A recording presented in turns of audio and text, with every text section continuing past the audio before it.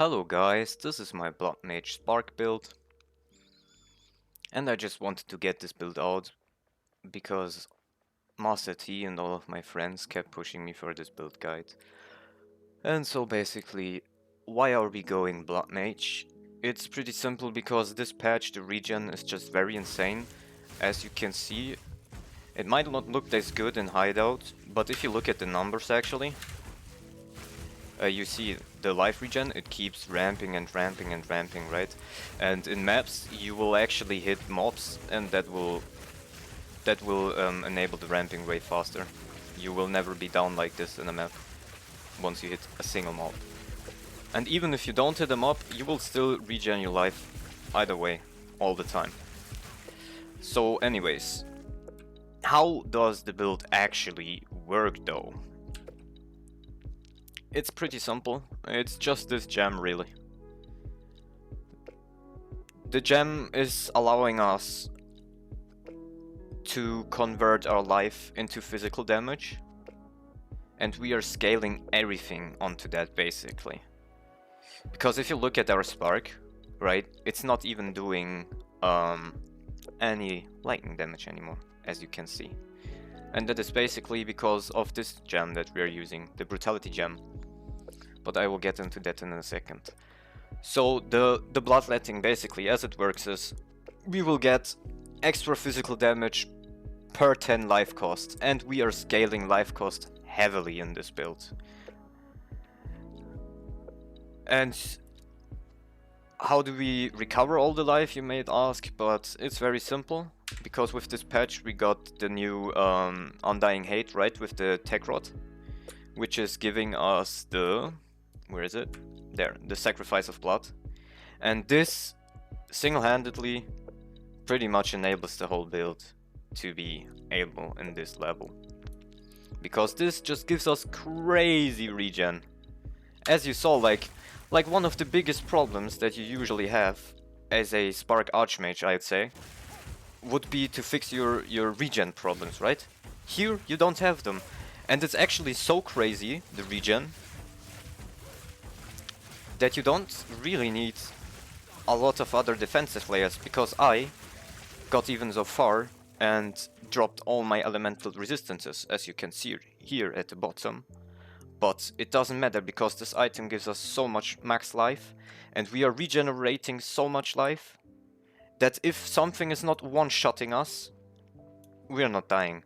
And the thing with Spark is, you're off-screening most of the mobs anyways, so there's nothing really touching you anyways. But even if it would, we have ways to mitigate that though. Because from the Defiance of Destiny, we have to recover 21% of missing life before being hit by an enemy, which is huge. We also have the Blood of the Warrior Giganteon Life Flask, or however you fucking call it, which also gives you 30% of damage taken recoup. Then on the passive free, right, we also take Pliable Flesh, which give us recoup and increased speed of recoup. And yeah, over here it was. Over here we're also scaling life regen, right?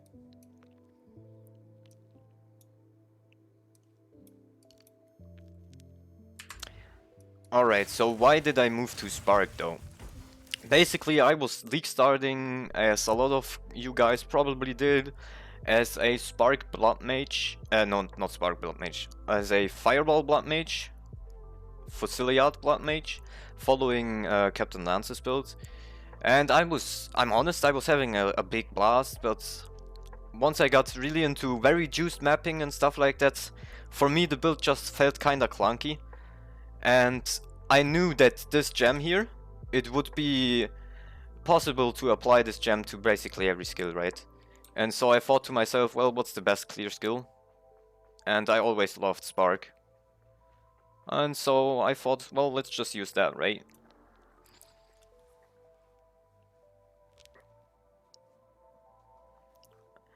And the thing, how we scale the fizz damage, right?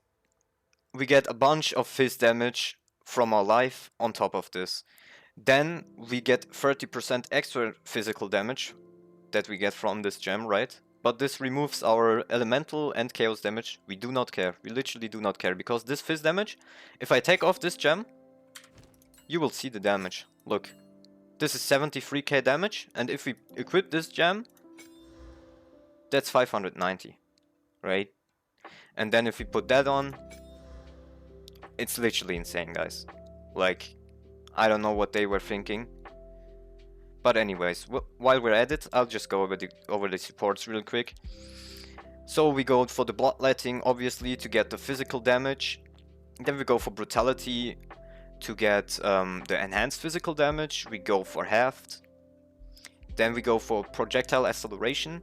This is actually very important that you go for level 2 on this one, because we want the pierce. And then for the last one, it's really a flex spot. I went for the unleash for the video because I wanted to show good boss damage, but for mapping you can very much just put mobility and be cruising like that. Okay, and now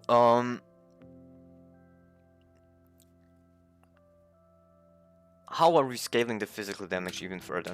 In the passive free, right, we have this notable, which makes it so that we can break armor on enemies that are affected by our ailments, which they always are, because with our damage we are shocking pretty much everything, right? So yeah, we are still scaling lightning damage though.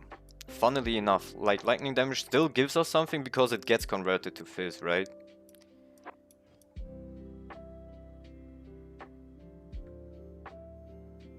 Alright, going over upgrades. This build, I will make this a heads up. This build is not at all budget friendly, and I wouldn't recommend switching to this version at all. But I just was kind of inspired and just wanted to go with it. And some items were cheap at that moment, so I was like, if I don't do it, maybe the items will get more expensive later on. And so I spent like the entire night basically changing my whole build up. But for the gloves, for example, those are pretty good, but instead of the lightning rest, you could go for rarity, I think. The belt is not finished yet. It has chaos res, which is good. We want chaos res on this build, because we do not have any Ellie res, but we do have chaos res, so we wanna be chaos res capped. But I eventually wanna reroll that into dexterity intelligence, so I can spend less points on my passive free and put more points onto strength, which will give me more life, right?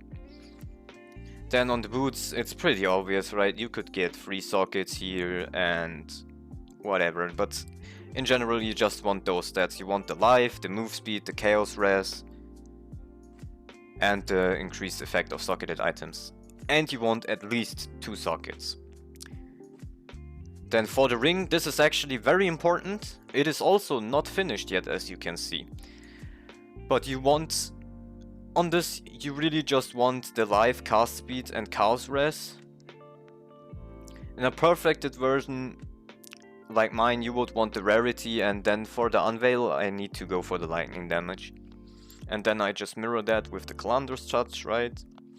Then we have the Defiance of Destiny, allocates barbaric strength. Then we have the Wrath Piff for the crazy scaling. We have the Veil of Night, which gives us big life, pretty much gives us 3k life just from this item.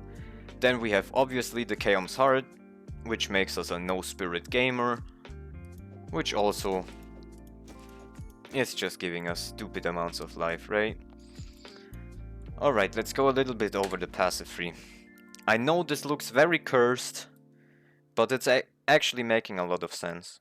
Because we need to grab the blood mage, right? The blood magic, I mean. So bear with me, that's why it looks so super cursed. And here you can also see why my build is not optimized at all, because I'm still in the midst of making this thing, right? But you see, it still has so much boss damage. I go over the jewels real quick. This you can craft really easy. You just need one rare jewel in the final version. But I show you how you can actually craft these jewels really easy. So I would go on the trade website with this trade search, right? Oh, nope, that's the wrong one. Sorry. This one. I would go and search like this, right? And I would literally buy the cheapest one, and then if it's either a suffix or prefix that is missing, like that is not the mod that I want, then I would usually just go here, take my preserved cranium, and go with the omen that makes it so either one of the mods that I don't want get hit, and then it's a 50-50 to hit it, right? So yeah, that's how you can make your jewels, and that's how I will craft my other jewels. But in the very end game version, you want to go for grand spectrums, obviously. The ones that give you 2% increased maximum life per socketed grand spectrum. And I think if I will achieve those jewels, I will think I will be at like 11 or maybe 10 or 11k life. So anyways, let's go over the other jewels. I keep yapping and yapping.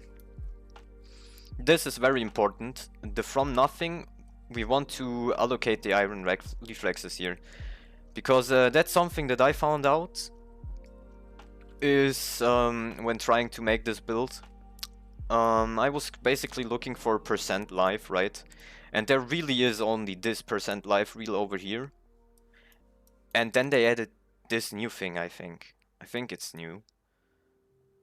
The Gem Enthusiast, which gives us increased life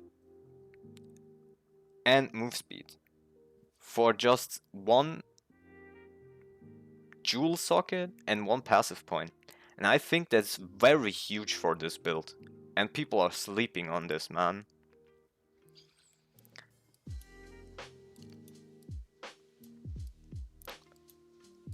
So yeah, let me think. Was that everything? Oh, how do we make more upgrades? Did I go over everything? Well, yeah, the wand, obviously, you could, instead of the spell damage runes, you would probably want +1 runes, right? My wand is very suboptimal, but I just found this one at trade for like 5 divines when I was transitioning to this build, and man, yeah, I couldn't pass up, right? So is there anything else we could still upgrade? No, that's pretty much it. For this jewel, it's very important that you get the chance to pierce an enemy. This is also a temporarily slot, because you really want to get as close to the 50 as you can. That's gonna increase your damage a lot. And other than that, you just want stats like those. Wait, there we go. That's how I set it up, the search for me. Amazing. Non-exist. I mean, you can go for 2, I guess. But yeah, I would.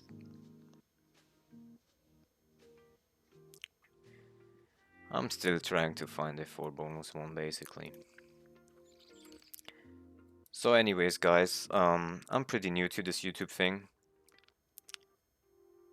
If I forgot to mention anything, please make sure to comment. I will make sure to answer as fast as I can. And actually, the upcoming days I will be working on a budget version of this. So, well, budget, you have to get this gem. There's no way around it. And I don't know at the time of when this video is coming out what the price of this gem is gonna be. But yeah, I'm still gonna try and make like a very easy to transition into version. And yeah, I just hope I covered everything. And yeah, I see you in the next one, guys.